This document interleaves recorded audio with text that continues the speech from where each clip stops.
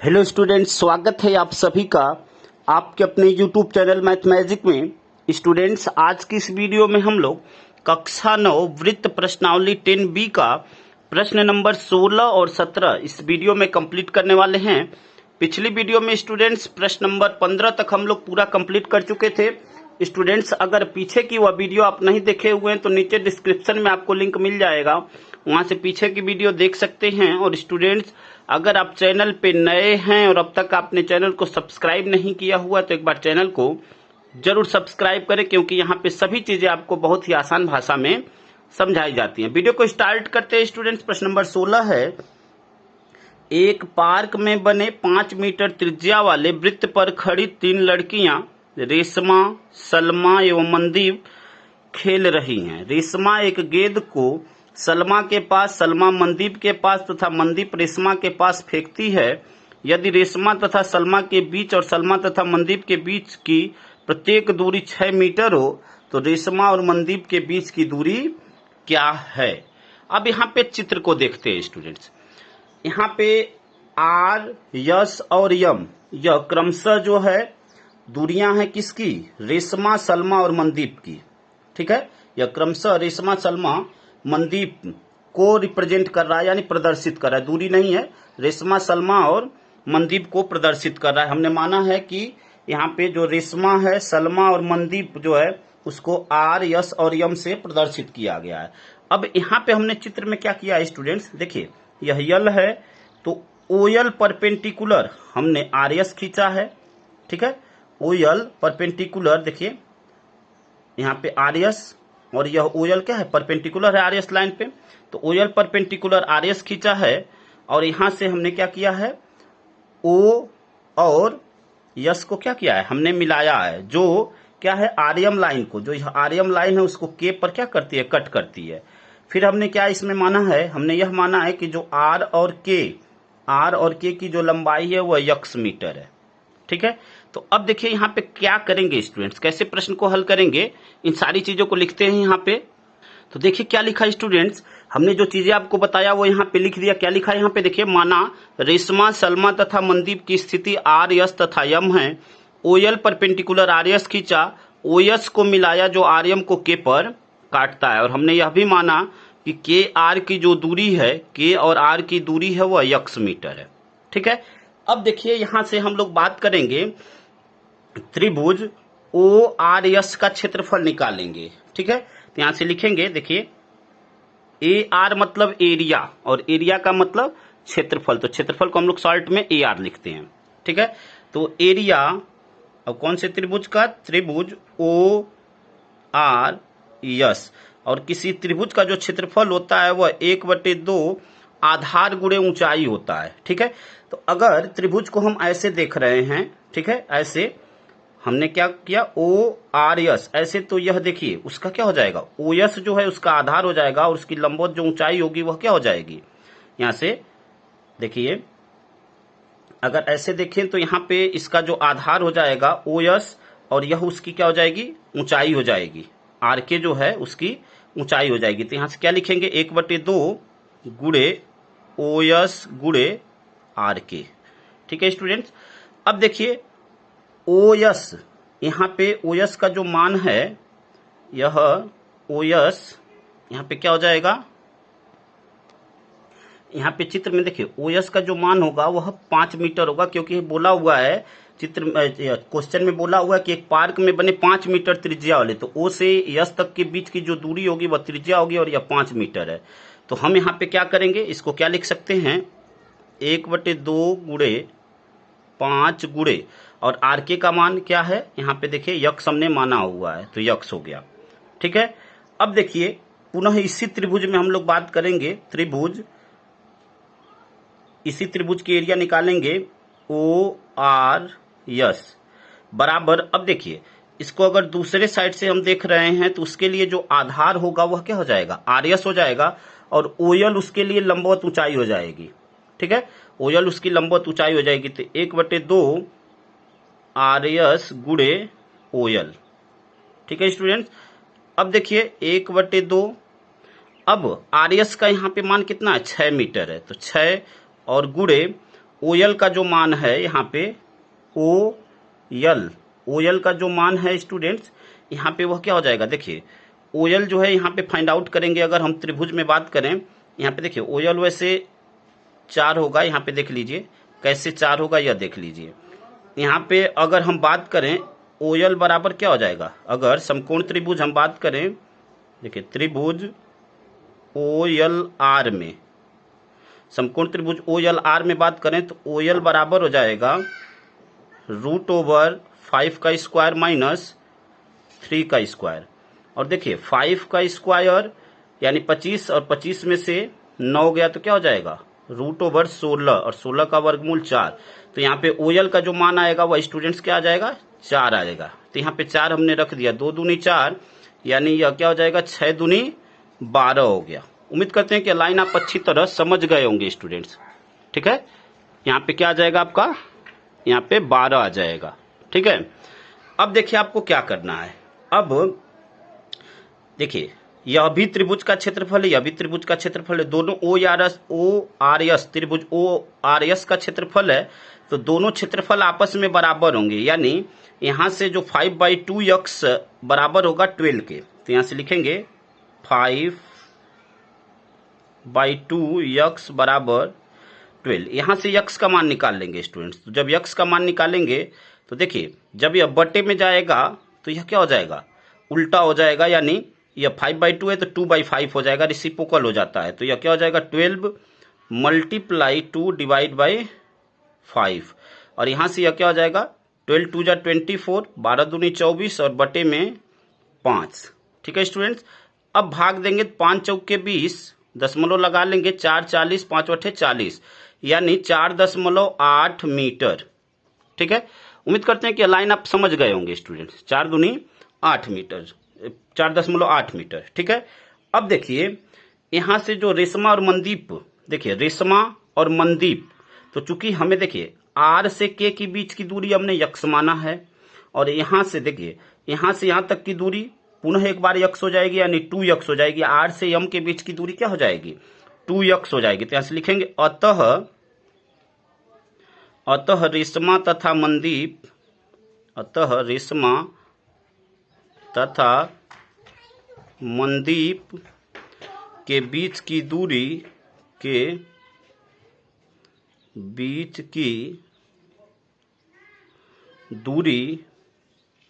बराबर 2x। अब देखिए 2 और x का मान क्या आया हुआ है 4.8, दोनों का गुणा कर देंगे तो 2 × 16 के 6, 2 चौके देखिए 2 × 16 के 6, 2 चौके 8 1 9 यानी 9.6 मीटर। और यही स्टूडेंट्स आपका आंसर हो जाएगा। तो उम्मीद करते हैं कि यहां तक आप बिल्कुल अच्छी तरह स्टूडेंट्स समझ गए होंगे। अगले प्रश्न को हल करते हैं स्टूडेंट्स। अगला प्रश्न आपका प्रश्न नंबर 17 है और यह इस प्रश्नावली का अंतिम प्रश्न है स्टूडेंट्स। देखिए प्रश्न क्या है, 20 मीटर त्रिज्या का एक गोला पार्क एक कॉलोनी में स्थित है। 3 लड़के अंकुर, सैयद तथा डेविड इसकी परिसीमा पर बराबर दूरी पर बैठे हैं और प्रत्येक के हाथ में एक खिलौना टेलीफोन आपस में बात करने के लिए प्रत्येक फोन की डोरी की लंबाई ज्ञात कीजिए। अब यहाँ पे चित्र देखते हैं स्टूडेंट। देखिए चित्र क्या है, यहाँ पे चित्र को समझते हैं। देखिए यहाँ पे जो चित्र में है ABC, यह जो है क्रमशः अंकुर, ठीक है, सैयद और डेविड की स्थिति को दर्शा रहा है, हमने यह माना हुआ है। और यहाँ पे जो तीनों जो बिंदु हैं, ठीक है, तीनों जो बिंदु हैं यानी देखिए AB, BC और CA, यह आपस में क्या है समान दूरी पर हैं, आपस में बराबर। और प्रत्येक देखिए BC के बीच की दूरी जब हमने A माना हुआ है यहाँ पे चित्र में, तो प्रत्येक क्या हो जाएगा A मीटर हो जाएगा। ठीक है, अब यहाँ पे यह जो त्रिभुज बन रहा है वो एक समबाहु त्रिभुज बन रहा है, क्योंकि प्रत्येक जो भुजाएं हैं उसकी लंबाई क्या है A मीटर है। तो यह एक समबाहु त्रिभुज बन रहा है। अब देखिए इसको कैसे हल करेंगे स्टूडेंट्स। सबसे पहले जो चीजें हमने बताया यहाँ पे लिखेंगे। देखिए क्या लिखा स्टूडेंट्स, माना कि तीनों लड़कों अंकुर, सैयद तथा डेविड की स्थिति को बिंदुओं ABC से दर्शाया गया। जैसा कि हमने आपको पहले बताया है, तीनों बिंदु समान दूरी पर हैं, इसलिए जब समान दूरी पर होंगे तो AB, BC और AC, ठीक है। ए बी, बी सी और ए सी तीनों का मान हमने देखिए यहाँ पे बी सी को ए दिखाया हुआ है, तो सभी जो है हमने ए मीटर माना हुआ है या माना हुआ है हमने। फिर हमने क्या किया, देखिए जब यह समद्विबाहु त्रिभुज है तो जो समद्विबाहु त्रिभुज की जो समान भुजाएं होती हैं वह वृत्त की समान जीवाएं हैं, और वृत्त की समान जीवाएं केंद्र से समदूरस्थ होती हैं। समदूरस्थ का मतलब यह होता है स्टूडेंट्स कि वह समान दूरी पर होती हैं। देखिए जो वृत्त की, जब समद्विबाहु त्रिभुज की जो समान जीवाएं हैं, वह वृत्त की जो समान जीवाएं होती हैं वो केंद्र से समदूरस्थ यानी समान दूरी पर होती हैं। अर्थात यहां से क्या हो गया, ओडी ओई और ओएफ आपस में क्या हो जाएगा, बराबर हो जाएगा। और इसको देखिए जब ओई एक्स मीटर माना है तो सभी एक्स मीटर होंगे, और यह चीजें हमने माना हुआ है, ठीक है। अब देखिए जब हमने ऐसा किया तो अब हमारे पास इस स्थिति में जो है तीन सर्वांगसम त्रिभुज प्राप्त हुए। कौन कौन से त्रिभुज, ए ओ बी एक सर्वांगसम त्रिभुज प्राप्त हुआ, दूसरा सर्वांगसम त्रिभुज बी ओ सी, और तीसरा ए ओ सी। यह तीन हमें सर्वांगसम त्रिभुज प्राप्त हुआ। अब देखिए अगर हम त्रिभुज ए बी सी, ठीक है, समबाहु त्रिभुज ए बी सी के क्षेत्रफल की बात करें तो यह ए बी सी का जो क्षेत्रफल होगा, इसके अंतर्गत जितने भी त्रिभुज बन रहे हैं उन त्रिभुजों के क्षेत्रफल के सम के बराबर होगा, यानी योग के बराबर होगा, ठीक है। तो अब यहां पे देखिए हमने क्या किया हुआ है, देखिए अब हमने लिखा एरिया ए, अच्छा हाँ, अभी यहाँ पे हमने तीनों, जब यह सर्वांगसम होंगे तो तीनों क्षेत्रफल भी आपस में बराबर होंगे, क्योंकि सर्वांगसम त्रिभुज के क्षेत्रफल भी आपस में बराबर होते हैं। यानी एरिया त्रिभुज ए ओ बी बराबर होगा त्रिभुज बी ओ सी के क्षेत्रफल के, और त्रिभुज बी ओ सी का क्षेत्रफल बराबर होगा त्रिभुज ए ओ सी के, यानी तीनों के क्षेत्रफल जो है आपस में बराबर होंगे। अब यहाँ पे ए बी सी के क्षेत्रफल की बात करें, और जिसकी ए बी सी की जो भुजा है वह ए मीटर है, ठीक है, यहाँ पे ए है। तो अब देखिए वही चीज हमने यहाँ पे लिखा कि अब ए भुजा वाले समबाहु त्रिभुज ए बी सी का क्षेत्रफल बराबर, अब जब इसका जो क्षेत्रफल होगा इसके अंतर्गत जो तीनों त्रिभुज बन रहे हैं ए ओ बी, बी ओ सी और ए ओ सी, इन तीनों त्रिभुजों के सम के बराबर होगा। तो वही हमने लिखा है एरिया त्रिभुज A O B plus area त्रिभुज B O C plus area त्रिभुज A O C. A R का मतलब एरिया और एरिया का मतलब क्षेत्रफल, यानी इसको ऐसे भी कह सकते हैं क्षेत्रफल ए ओ बी का क्षेत्रफल प्लस बी ओ सी का क्षेत्रफल प्लस ए ओ सी का क्षेत्रफल। और ऊपर आपने देखा है समीकरण 1 में कि यह सभी क्षेत्रफल बराबर है, यानी हम यहां से क्या लिख सकते हैं कि ए बी सी का क्षेत्रफल बराबर यह प्लस यह प्लस यह, तो यह 3 हो जाएगा, और इसको हमने बी ओ सी के बराबर लिख दिया, और इसको स्टूडेंट्स हमने समीकरण 2 बना लिया। अब देखिए यहां से क्या करेंगे, कैसे इसको हल करेंगे, अब एक एक लाइन को समझते रहिए।